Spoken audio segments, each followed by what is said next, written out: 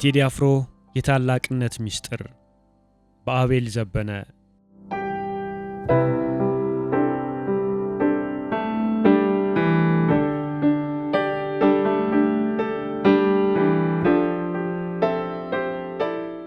በሕፃንነቱ ግጥም ጽፎ ዜማ ቀምሮ ለሚወደው ውሻው ያንጎራጉርለት ነበር። ይህ በልጅነት ጊዜ የተጀመረው የሙዚቃ አፍላ ፍቅር ግን በቤተሰቡ ዘንድ አልተወደደለትም። ቤተሰቡ ወደ ሙዚቃ ዓለም እንዲገባ ፍጹም ፍቃደኛ አልነበሩም። ነፍሱን ከሙዚቃ ለመለየት ሲባል ከቤተሰቦቹ በኩል ቁጣ፣ መገረፍ፣ የግጥም ደብተሮቹ እስከ መቀደድና የተለያዩ ማዕቀቦች ደርሰውበታል። እሱ ግን ሙዚቃን ሊተዋት በእጅ አላለም። እንዲያውም ይበልጥ እልህ ውስጥ ገባ። እናም ገና ከጧቱ ለማንም ጆሮ መስጠት እንደሌለበት ለራሱ ቃል ገባ። የልቡን ትርታ ብቻ በማድመጥም ከሙዚቃ ሌላ ሕይወት የለኝም ሲል ለራሱ አወጀ። እርግጥ ይህ ብላቴና መስታወት ጥበብ ክበብ ውስጥ ተሳትፎ ያደርግ በነበረበት ወቅት ከሙዚቃ ይልቅ ለመድረክ ድራማዎች ጊዜውን ይሰጥ ነበር። ኮብራው የተሰኘና ሌሎች የመድረክ ድራማዎችን በመጻፍ መሪ ተዋናይ ሆኖ ሰርቷል። ታዲያ በዚያን ጊዜም ቢሆን የሙዚቃን ሥራ ጎን ለጎን ያስኬድ ነበር። ሙዚቃን መስራት አለብኝ ብሎ ለሕልሙ መሳካት እንቅስቃሴ ማድረግ ከጀመረበት ጊዜ አንስቶ በርካታ ችግሮችና ውጣ ውረዶች ፈጽመው ሊታለፉ የማይመስሉ ብዙ ከባባድ ፈተናዎች አጋጥመውታል። እሱ ግን ለሚያጋጥሙት ችግሮችና ፈተናዎች አልተንበረከከም። ለሙዚቃ ላለው ፍቅር ሲል ማንም ዘፋኝ ያልከፈለው መስዋዕትነት ያላየው የጥበብ ፈተና አልነበረም። ከሱ ቀድመው የዘፈን መድረክ በረገጡ ጥቂት ዘፋኞች ፊት ተገርፏል። መስፈን እየቻለ ልክ ማይክ ሲጨብጥ መስፈን አትችልም በሚል የንቀት ንግግር እንዳይዘፍን ተደርጎ በአሳፋሪ ሁኔታ ከመድረክ ተባሯል። ስንት ካሴት ያሳተሙ ዘፋኞች እያሉ አንተ ልትዘፍን ነው ወይ የሚሉና ሌሎች ሞራልን የሚነኩ ብዙ አሳፋሪ ኃይለ ቃላት ተሰንዝረውበታል። የልቡን ህልምና ታላቅ ራዕይ እሱ ራሱ ጠንቅቆ የሚያውቀው ይህ አንድ ብላቴና ግን ለነዚህ ሁሉ መሰናክሎች እጁን አልሰጠም። እነዚያን መሰናክሎችና ጋሬጣዎች በመፍራት አንድም ቀን ወደ ኋላ በማፈግፈግ የሰነፈበት ወቅት አልነበረም። እንዲያውም በልበ ሙሉነት እኔ ከማንም አላንስም፣ ወደፊት ምርጥ ዘፋኝ ሆናለሁ ብሎ ለገዛ ራሱ የትንቢት ቃሉን እስከ ማወጅ ደርሷል።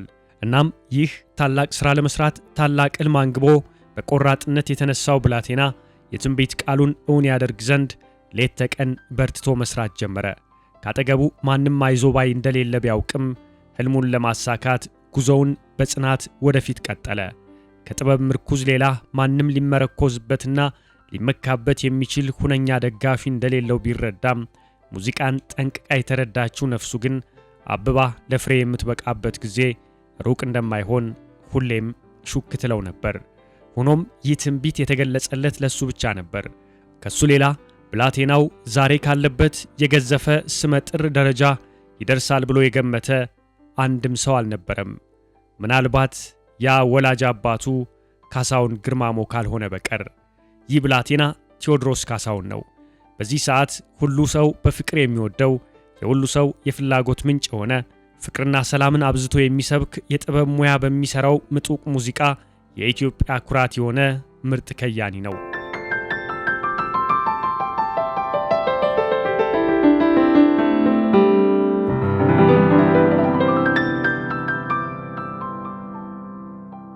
ጊዜው ብዙም አራቀም። በሰማንያዎቹ መጨረሻ አካባቢ ነበር። ቴዎድሮስ ካሳሁን የተባለው ወጣት ከዕለታት አንድ ቀን ድምፁን ለማስገምገም ወደ ሙዚቃ አቀናባሪው ዳዊት ጽጌ ያመራል። ዳዊት ከጓደኞቹ ጋር ሙዚቃ በመስራት ላይ ነበር። ተዋወቁ። ዳዊት ጽጌ ቴዲን የደስደስ ያለው ሳቂታ ወጣት ሆኖ አገኘው። የደም ግባቱ ማንንም ተመልካች ይማርካል። ቁም ነገረኝነቱና ከዕድሜው ፈጥኖ የበሰለው አእምሮም ቢሆን ዳዊት ጽጌ የቴዲን ብስለትና ቁም ነገረኝነት ለማወቅ ጊዜ አልፈጀበትም። እንግዶቹን ሸኝቶ እሱና ቴዎድሮስ ካሳሁን ብቻቸውን ቀርተው ጨዋታ በጀመሩበት በደቂቃዎች ውስጥ ነው ቴዲ በተለይ ስለ ሙዚቃ ጥልቅ ዕውቀት እንዳለው የተረዳው። እናም የጋራ ሙያቸውን በተመለከተ አንዳንድ ቁም ነገሮችን ከተጨዋወቱ በኋላ ዳዊት ጽጌ ቴዲን ወደ ሙዚቃ መሳሪያው ተጠግቶ እንዲዘፍን ይጠይቀዋል። የሙዚቃ ባለሙያው ዳዊት ጽጌ ደግሞ የሙዚቃ መሳሪያውን መጫወት ይጀምራል። በዚህ መሃል ቴዲ አፍሮ ከክቡር ዶክተር አርቲስት ጥላሁን ገሰሰ አንድ ዘፈን በማስቀደም ከተጫወተ በኋላ ስለ ሀገር የሚያወሳውን የቴዎድሮስ ታደሰን እምዬ ሀገሬ የሚለውን ዘፈን አስከተለ። ይህኔ ነበር ዳዊት ጽጌ በቴዲ ያዘፋፈን ስልት፣ በድምፅ አወጣጡ፣ በመድረክ አቋቋሙ እስከ ማይክ አያያዙ በመገረም በአድናቆት አፉን ከፍቶ የቀረው። ፈጽሞ ጀማሪ ዘፋኝ አልመስልሃለው። እንዲያውም ብዙ ልምድ አለን ከሚሉት ድምፃውያን በልጦ ታየው። በዚያን ወቅት ስለነበረው ሁኔታ ዳዊት ጽጌ ሲያስረዳ ቴዲ በአጭር ጊዜ ውስጥ ትልቅ ደረጃ እንደሚደርስ ወዲያውኑ ወለል ብሎ ታየኝ ይላል። ዳዊት ጽጌ በቴዲ የፈጠራ ችሎታ እጅግ ተገርሟል። በተፈጥሮ የተለገሰው የታመቀ የጥበብ ክህሎት እንዳለው ወለል ብሎ ታይቶታል። በዚህም የሁለቱ ግንኙነት ከቀን ወደ ቀን እየጨመረና እየጎለበተ መሄድ ጀመረ።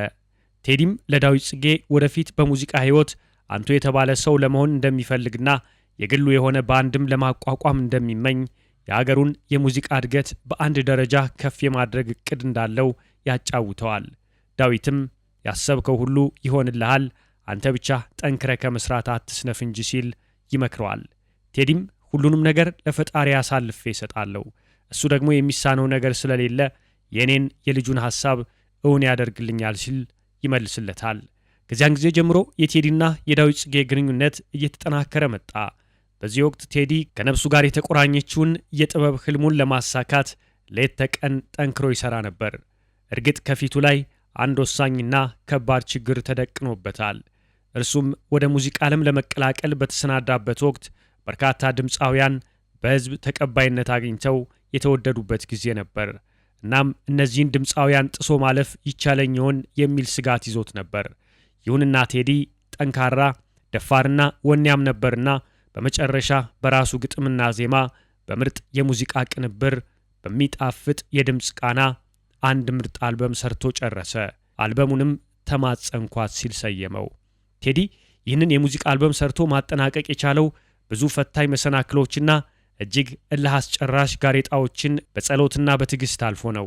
ያሰበውን ለመሆን የሚተጋ ጠንካራ አርቲስት ባይሆን ኖሮ እነዚያ ፈታኝ መሰናክሎች በአጭሩ መንገድ ላይ ያስቀሩት ነበር። እሱ ግን የትኛውንም ጋሬጣ በድል የመወጣት እምቅ አቅም የታደለ ጠንካራ አርቲስት ስለሆነ ይህን ምርጥ የበኩር ስራውን አጠናቆ ለአንድ የሙዚቃ አሳታሚ ለማቅረብ በቃ። አሁንም ቢሆን ግን ሁሉም ነገር እንደጠበቀው አልጋ ባልጋ አልሆነለትም። ምንም እንኳን ይህ የመጀመሪያው ካሴቱ በርካታ ጥልቅና ምጡቅ ሐሳቦች የተካተቱበት፣ ያዘፋፈን ስልቱም በወቅቱ ከነበረው የሀገራችን ዘፈን ወጣ ብሎ ለጆሮ የሚስማማ ምርጥ ስራ ቢሆንም ቴዲ ይህንን አልበሙም በቀላሉ ወደ ህዝብ ጆሮ ማድረስ አልተቻለውም ነበር። በዚያም ላይ ካሴቱን ለዚህ አከፋፋይ ሙዚቃ ቤት የሸጠለት እዚህ ግባ በማይባል ገንዘብ ነበር። ቴዲ ሙዚቃን ለገንዘብ ጥቅም ሲል የማይሰራ ሙያውን የሚያከብር ወጣት በመሆኑ በገንዘቡ አነስተኛነት አንዳች ቅሬታ አልተሰማውም። ዋነኛ ምኞቱና ፍላጎቱ አልበሙ ህዝብ ጆሮ ጋር እንዲደርስለት ብቻ ነበር። ሙዚቃ ቤቱ ግን ካሴቱን አባስቶ ገበያ ላይ ሊያውለው አልፈቀደም። ጊዜ አልፎ ጊዜ ተተካ። ሆኖም ታታሪው ወጣት ቴዎድሮስ ካሳሁን በዚህ ተስፋ ቆርጦ እጁን አጣምሮ አልተቀመጠም። ገና ነፍስ አውቆ ክፉና ደጉን መለየት ከጀመረበት ጊዜ አንስቶ ለሙዚቃ ፍቅር ሲል የማይሆነውን ነገር ሁሉ ለመሆን ቆርጦ የተነሳ መንፈሰ ጽኑ ሰው ነውና ጥበብን ሰንቆ ቅንነቱን በልቡ አንግቦ ፊቱን ወደ ቀጣይ ህልሙ አዞረ። የራሱን ባንድ የማቋቋም ህልም። ቴዲ የ12ኛ ክፍል ትምህርቱን እንዳጠናቀቀ ሰፊ ጊዜ ስለነበረው ከመቼውም በተለየ ሁኔታ የዚያን ጊዜ ነበር በእግር በፈረስ ለሙዚቃ መጋለብና መሮጥ የጀመረው። በ1991 ዓ.ም አካባቢ ከያሬድ ሙዚቃ ቤት የተመረቁ ባለሙያዎች እነ ኤልያስ መልካ፣ ሁናንተ ሙሉ፣ ቢንያም በድሩ እንዲሁም ደግሞ ቤዝ ጊታር ተጫዋቹ ምስጋና ላስታስ የተባለ የሙዚቃ ባንድ አቋቁመው ነበር። በዚያን ጊዜ ደግሞ ቴዲ የራሱ የሆነ የግሉ ባንድ እንዲኖረው የሚመኝበት ሰዓት ነበር። እናም ቴዎድሮስ ካሳሁን፣ ሸዋንዳኝ ኃይሉ፣ ግሩም መዝሙርና ዳዊት ግሩም ስለ ላስታስ ባንድ ይነጋገሩ ጀመር። ላስታስ ባንድ በወቅቱ በቂ የሙዚቃ መሳሪያዎችና ልምምድ የሚያደርግበት ሁነኛ ቦታ አልነበረውም። ዳዊት ግሩም በወቅቱ ብር ስለነበረው ለነ ቴዲ ሸዋንዳኝና ወንድሙ ለሆነው ለግሩም መዝሙር መሳሪያ መግዣ የሚሆን ብር ይሰጣቸዋል። ብሩንም ሲሰጣቸው በብድር መልክ ሳይሆን ሰርታችሁ ስታገኙ ትከፍሉኛላችሁ በሚል ቅንነት በተሞላው ፍቅር ነበር።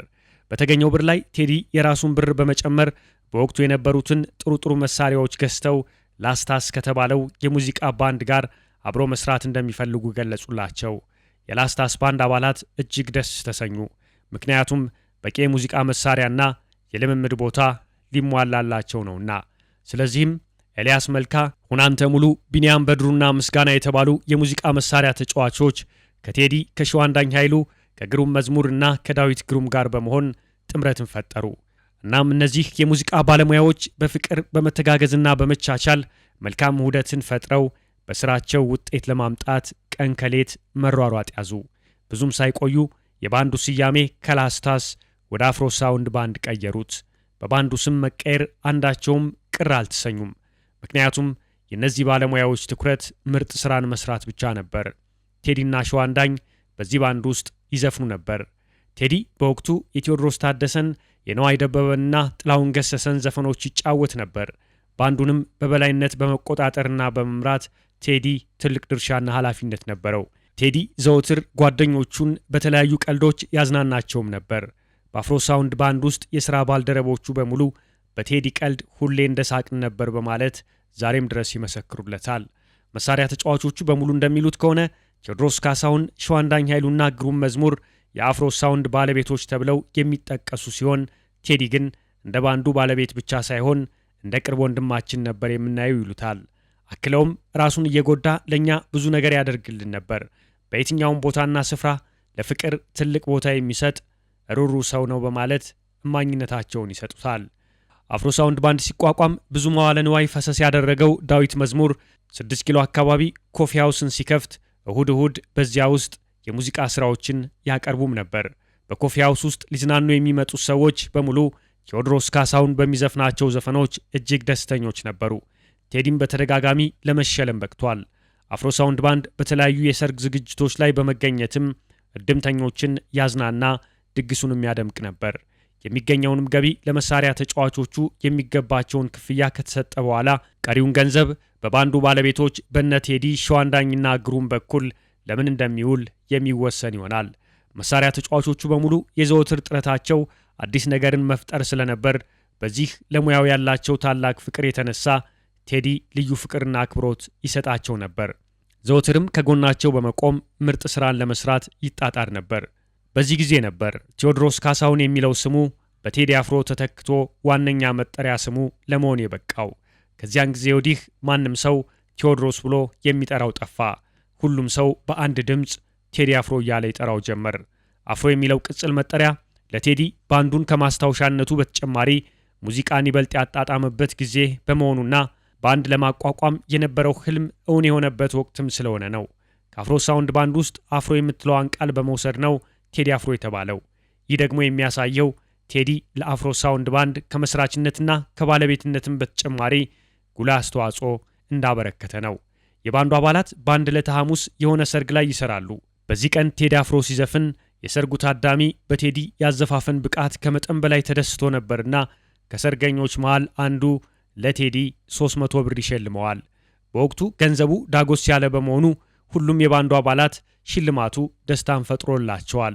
ያንን ሁለት ማታ ደግሞ ሰርግ ውለው ደከመን ሳይሉ ሂልተን ሆቴል ውስጥ ሙዚቃቸውን በማቅረብ ህዝቡን እያስደሰቱ ነበር።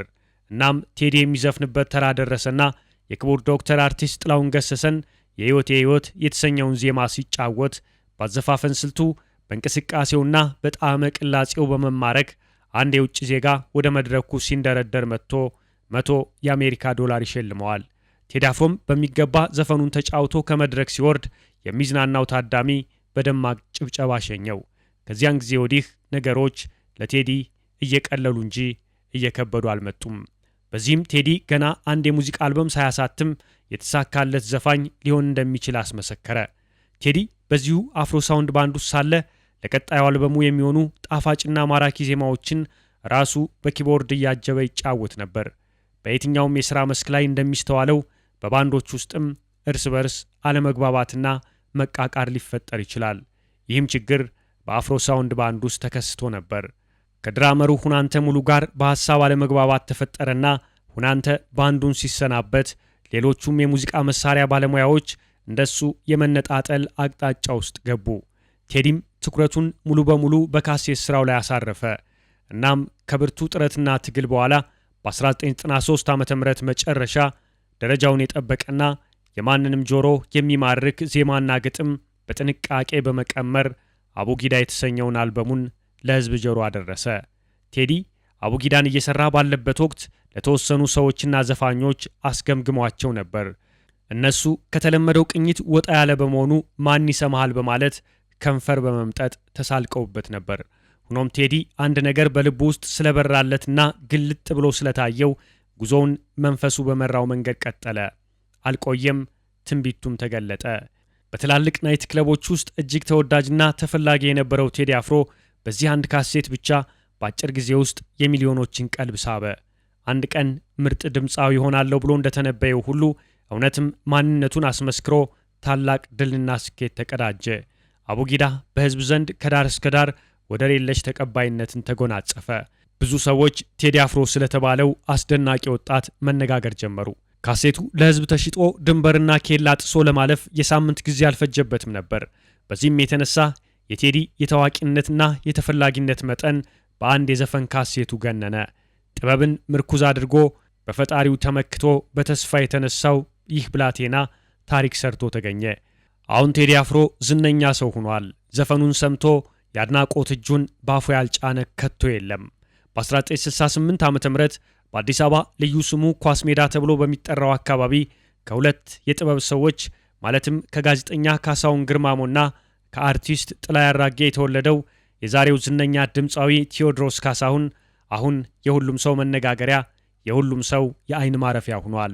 በምኞት ብቻ ያልቀረው ቴዲ በከፍተኛ ጥረት ምኞቱን እውን ከማድረጉም አልፎ ለሚሰራው ስራ ክብርና ኃላፊነት የሚሰማው ታላቅ አርቲስት ነው። ሙያውን የሚያከብር ጠንቃቃ አርቲስት መሆኑንም አስመስክሯል። አቡጊዳ በህዝብ ዘንድ የተቀባይነቱ መጠን ሰማይ ጠቀስ መሆኑ የገባው ያ የቴዲን ተማጸንኳት የተሰኘ የበኩር ሙዚቃ ስራ ገዝቶ ለወራቶች አፍኖ ለህዝብ ሳያቀርብ ያዘገየው አከፋፋይ ሙዚቃ ቤት ተማጸንኳት እንደ ሁለተኛ አልበም በሚመስል አኳኋን ገበያ ላይ ለቀቀው። በወቅቱ በተፈጸመው ድርጊት ቴዲ ክፉኛ አዝኗል። ስለ ሁኔታው በዝርዝር በጋዜጣ በመጽሔትና በሬዲዮ እውነታውንም ተናግሯል። አንድ ሙዚቃ ቤት አንድን የሙዚቃ አልበም ተዋውሎ ከገዛ በኋላ ከ6 ወር በላይ ማዘግየት የለበትም። ተማጸንኳት የተሰኘው የቴዲ አልበም እጅግ በጣም የተዋጣ ምርጥ የሙዚቃ ሥራ ሆኖ ሳለ ሙዚቃ ቤቱ ለምን ሊያፍነው እንደቻለ እስካሁን አይታወቅም። በእርግጥ ቴዲ ይዞ የቀረበው ሙዚቃ ሥራ በወቅቱ ከነበረው የሀገራችን የሙዚቃ ቅንብር ስታይል ወጣ ያለ በመሆኑ ሙዚቃ ቤቱ ገበያውን ፈርቶት ሊሆን ይችላል ብሎ መገመት ይቻላል። ተማጸንኳት የተባለው አልበም ከብዙ ጊዜያቶች በኋላ ለህዝብ ቢደርስም ህዝቡ ስራዎቹን ወዷቸዋል። ምክንያቱም ቴዲ በዚያን ጊዜ የተጠቀመባቸው የዜማ ቅንብሮች እጅግ የተዋጣላቸው ከመሆናቸውም በላይ በእያንዳንዱ ዜማ ውስጥ ያሉ ግጥሞች በሳልና በርካታ አይረሴ ቁም ነገሮችን ለማስተላለፍ የቻሉ ሆነው በመገኘታቸው ነው። ቴዲ ይህን ስራ ሲሰራ በዚያ የታዳጊነት ዕድሜው ያንን የመሰለ ዜማና ግጥም እንዴት ሊሰራ ቻለ በማለት የብዙዎቹን አፍ ባድናቆት አስከፍቷል።